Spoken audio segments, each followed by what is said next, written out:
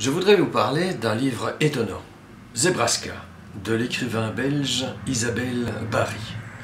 Imaginez un livre sur le livre, un livre sur l'art de transmettre, transmettre un récit, transmettre une histoire. Imaginez donc un livre qui se passerait bien après ce qu'on a appelé la grande bascule. La grande bascule, c'est quoi ? C'est le grand burn-out généralisé de la planète, la grande fatigue. Ça nous serait tombé dessus au début du XXIe siècle, quelque part dans les années 20. Ça vous parle, évidemment.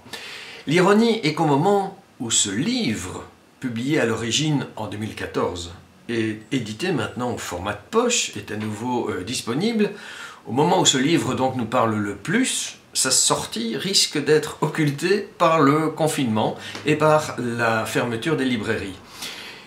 Et c'est donc un de ces livres sacrifiés du printemps dont je voulais vous parler, parce que vous pourriez le sauver en poussant la curiosité jusqu'à aller le découvrir et l'acheter chez votre libraire. De quoi y parle-t-on ?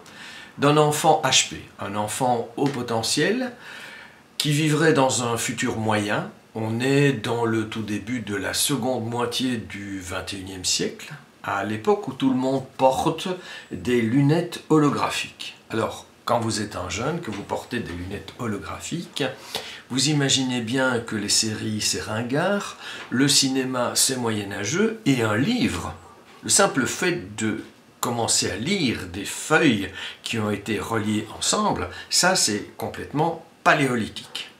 Et pourtant, c'est un livre que reçoit Martin, enfant au potentiel, un livre qui lui vient de sa grand-mère et qui va l'aider à comprendre son passé, décrypter son présent, peut-être son futur. Et ce livre s'appelle Zebraska. Zebraska, d'Isabelle Barry.